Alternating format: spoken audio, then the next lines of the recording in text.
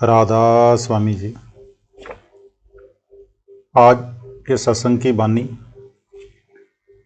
स्वामी जी महाराज की है। सत्संग के वचन, जो बेमुख गुरु से फिरते सो बो सागर में गिरते। जिसे अंदर लज्जत आ जाए, चाहे दुनिया उसकी निंदा करे, सभी अंधा अंधा कहें पर वह परवाह नहीं करता। वह कहता है कि जे खुद अंधे हैं, चाहे जितना भी निंदा कर लें। ऋषियों में एक महात्मा स्त्री गार्गी हुई है। वह नग्न रहती थी। किसी ने उससे कहा कि माता, अगर तू कपड़े पहन ले तो अच्छा है। दुनिया में बदनामी होती है, लोग बुरा सोचते हैं। कहते हैं कि जो ज्ञानी है, जो अंदर रूहानी मंडलों में जाते हैं, वे मेरे जिस्म को नहीं देखते। इसके विपरीत जो अज्ञानी हैं, वे मेरे चमड़े को देखते हैं। मैं उन्हें पशु समझती हूँ। संतों का ख्याल परमार्थ की ओर है। दुनिया के लोग बाहर मुखी हैं, इसलिए आपस में मेल कहाँ, यानी कि व्यवहार कहाँ। जब जब बली पैगंबर आए, दुनिया ने उन्हें तकलीफें दी। शम्स तबरेज की खाल उतार दी, मंसूर को सूली पर चढ़ा दिया, हजरत मोहम्मद साहिब को मक्का से निकालकर मदीना भेज दिया। कई बार ऐसे मौके भी आए कि वे पहाड़ की गुफा में भूखे रहे। गुरु नानक साहिब से चक्की पिसवाई, कैद में रखा। कबीर साहिब को भी चैन से बैठने नहीं दिया। उन्हें हाथी के सामने डाल दिया, जमीन में दबाया गया, देगों में बंद किया गया। लेकिन जिनको लज्जत आई, उन्होंने परवाह नहीं की। जिसे अंदर नाम की लज्जत आ जाती है, वे लोक लाज की परवाह नहीं करते। वह दुनिया की परवाह करें भी तो क्यों। जो बेमुख गुरु से फिरते सो बो सागर में गिरते। जिन्होंने गुरु को मनुष्य समझा कि ये बेटे बेटियों वाला है, खाने पीने वाला है, इसने हमारे समान ही देह धारण की हुई है, वे खाली आए और खाली ही चले गए। जिन्होंने मनुष्य न समझा बल्कि कमाई वाला समझा, मगर ये देखकर कि गुरु धारण किया, फिर भी हमारी दुनियावी ख्वाहिशें पूरी ना हुई, गुरु को छोड़ गए। गुरु के दिए हुए नाम को भी छोड़ गए। वे मौत के वक्त धर्मराय के दरबार में जाएंगे और वही उन्हें संभालेगा। वे 84 में जाएंगे, नरकों में जाएंगे। जिक्र है कि गुरु तेग बहादुर साहब का दरबार लगा हुआ था। एक कलंदर रीछ को लेकर आया। गुरु साहब ने उसे देखकर ग्रंथी से कहा कि ये रीछ तेरा पिता है। ग्रंथी ने हैरान होकर कहा कि महाराज, ये मेरा पिता है? गुरु साहब कहने लगे, हाँ, तेरा पिता है। ग्रंथी ने कहा कि मेरे पिता ने सारी उम्र आपके पिताजी की सेवा की और वह मरकर रीछ बना, तो मुझे फिर आपसे क्या लेना है? गुरु साहब ने हंसकर कहा कि उसकी करतूत ही ऐसी थी। फिर कहने लगे कि अगर शिष्य नाम लेकर खोटे कर्म करता है तो गुरु उसे क्या फल देगा, क्या मजदूरी देगा? ग्रंथी ने पूछा कि इसने क्या कसूर किया था? गुरु साहब ने फरमाया कि इसके अंदर ईर्ष्या थी। एक बार का जिक्र है कि गुरु हरगोबिंद साहिब जी का दरबार लगा हुआ था और ये सत्संग समाप्त होने के बाद प्रसाद बांट रहा था।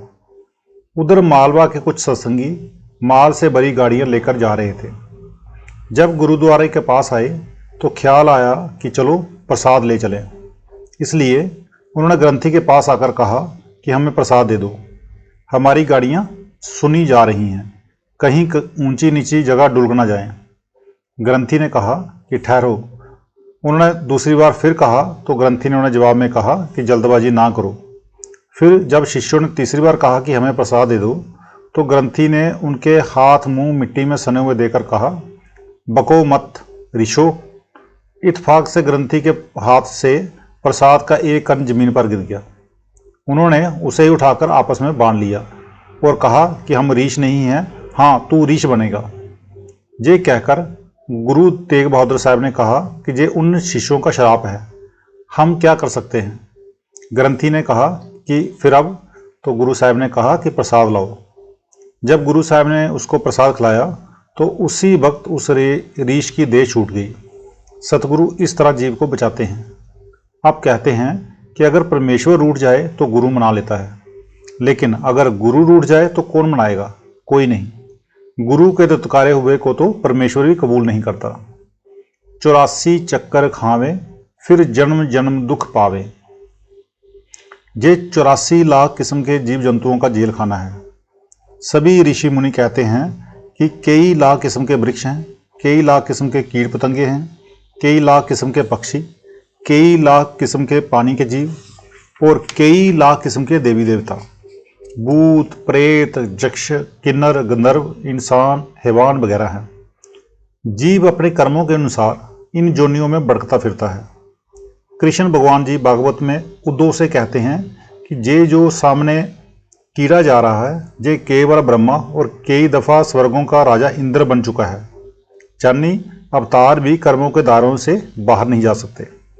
बाली ने तपस्या करके वर लिया हुआ था कि जो भी लड़ने के लिए मेरे सामने आए उसका आधा बल मुझ में आ जाए। यही कारण था कि सुग्रीव जब भी उससे लड़ने जाता हार कर जाता। रामचंद्र जी ने इस राज से वाकिफ थे। जब सुग्रीव उनके पास मदद के लिए आया तो उन्होंने अपना बल सुरक्षित रखने के लिए पेड़ की ओट में खड़े होकर बाली को तीर मारा और उसको खत्म कर दिया। बाली ने मरते मरते कहा कि मैं बेगुनाह था, मैंने तुम्हारा कुछ नहीं बिगाड़ा था, अब इसका बदला तुम्हें अगले जन्म में देना पड़ेगा। सो अगले जन्म में रामचंद्र जी कृष्ण महाराज जी बने और बाली बील बना। महाभारत के युद्ध के बाद जब कृष्ण भगवान जंगल में पैर पर पैर रखकर सो रहे थे तो बील ने दूर से समझा कि कोई हिरण है, क्योंकि उनके पैर में पद्म था जो दूर में चमककर हिरण की आंख के समान दिखाई दे रहा था। बील ने दूर से ही निशाना साधकर तीर मारा और काम तमाम कर दिया। इस तरह अवतार भी कर्मों के जाल में है। नाम की कमाई के बगैर कोई भी अपने घर नहीं जा सकता। ना तीर्थ यात्रा, ना मूर्ति पूजा, ना पढ़ना, ना पढ़ाना, मतलब कि ऐसा कोई भी कर्म नहीं जो 84 के चक्कर से छुटकारा दिला दे। संत कहते हैं कि जब तुम अंदर जाओगे तो तुम्हें गंगा जमुना और सरस्वती ये 3 धाराएं मिलेंगी। ये जो बाहर नदियां हैं ऋषि मुनियों ने अंदर देखकर बाहर इनके नाम रख दिए। इसी तरह अंदर अमृतसर भी है। ये जो बाहर का अमृतसर है ये पहले एक तालाब था। गुरु रामदास जी ने अंदर देखकर बाहर इसका नाम अमृतसर रख दिया। सो जो अंदर का अमृतसर है उसमें नहाने से जन्मों जन्मों के पाप उतर जाते हैं। उस वक्त उसका अपना नूर 12 सूरज का हो जाता है। आदमी कोई छोटी चीज़ नहीं है। जो नाम की कमाई नहीं करते, संतों की शरण में नहीं आते, वे अपने अपने कर्मों के अनुसार जन्म मरण में आएंगे। ऐसे कुत्ते हैं जो अंग्रेज महिलाओं की गोद में बैठते थे। एक ऐसे हैं जिन्हें खाने की गंदगी भी नहीं मिलती। इसी तरह एक ऐसे घोड़े हैं जिनकी सेवा के लिए कई नौकर होते हैं और कई ऐसे हैं जिन्हें खाने को भी नहीं मिलता। मतलब कि अच्छे और बुरे दोनों किस्म के कर्मों का फल मिलता है। तुम सोचो अपने मन में, कोई नहीं गुरु सम जग में। अब पूर्ण गुरु कहते हैं कि प्यारे सोच कर देख, इस दुनिया में तेरा सच्चा रिश्तेदार कौन है। एक तो पूर्ण गुरु है और एक शब्द। ना बेटे ना बेटी, ना माता ना पिता, कोई साथ नहीं जाता। साथ जाने वाला केवल वह पूर्ण गुरु है जो हमें वहाँ पहुँचाता है। हमारे 2 ही रिश्तेदार दुनिया में हैं, एक तो कामिल मुर्शिद और दूसरा माबूदे हकीकी खुद खुदा। गुरु अंगद देव जी कहते हैं, जे सौ चंदा उग है सूरज चढ़े हजार, एते चानन होंदिया गुर बिन गोर अंधार। अगर इस दुनिया में लाखों सूरज और चंद्रमा चढ़ जाएं तो जहाँ रोशनी हो जाएगी। अगर आंखें बंद करो तो अंधेरा ही अंधेरा नजर आएगा। अंदर जो प्रकाश है, ये प्रकाश उसके एक रोम का भी मुकाबला नहीं कर सकता। मौलाना रूम कहते हैं कि अंदर जो रास्ता है वह आफतों खतरों से इस तरह भरा हुआ है कि उस पर बगैर मुर्शिद के कोई नहीं जा सकता। पीर रा बगूंजी की बे पीर ई सफ़र, हस्त बस पुर आफतो खोबो खतर। इस दुनिया में गुरु के बराबर हमारा और कोई रिश्तेदार नहीं, क्योंकि वह हमारी बेगर्ज सेवा करता है। वह अंदर भी हमारे साथ है और बाहर भी साथ है। वह हमें जमदूतों से बचाता है, फिर वह अपना बोझ किसी पर भी नहीं डालता। ऐसे गुरु को हम कौन सी चीज़ भेंट करें ताकि वह हमसे खुश हो जाए। ये दुनिया फना है, इसकी हर एक चीज़ फना है। फना चीज़ वह लेता ही नहीं तो क्या दें। यही कबीर साहब कहते हैं, सतनाम के पट्ट तरें देवें को कछु नाही, क्या ले गुरु संतोष ये हवस रही मन माही। कि मेरा ये चाव ही रहा कि मैं गुरु को कोई चीज़ देकर प्रसन्न करूं, मगर मैं कुछ ना दे सका। हाय हाय, सतनाम उसका अपना है, इससे नीचे सारी चीज़ें नाशवान हैं। नाशवान चीज़ें गुरु लेता नहीं। फिर वह नम्र और आजीज होकर कहता है, और ये भी नहीं कहता कि मुझे गुरु कहो, बल्कि कहता है कि भाई अभी तो मैं शिष्य भी नहीं बना। अगर कहीं नम्रता और दीनता है तो संतों में ही है। जिन जिन गुरु भक्ति दारी, सो पहुँचे निज दरबारी। जिन्होंने नाम लेकर गुरु भक्ति पूर्णी कर ली, वे परमात्मा की दरगाह में पहुँच गए। चाहे कोई कौम, कोई मजहब क्यों ना हो, कानून सबके लिए एक ही है। संतों का उपदेश सबके लिए है। हजरत मोहम्मद साहिब ने कुरान शरीफ में फरमाया है, रब्बुल आलमीन। उन्होंने तो ये तो नहीं कहा कि रब्बुल हिंदू जहाँ रब्बुल मुस्लिम।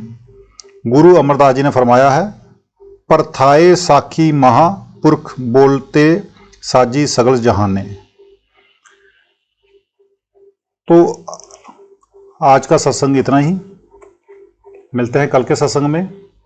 राधा स्वामी।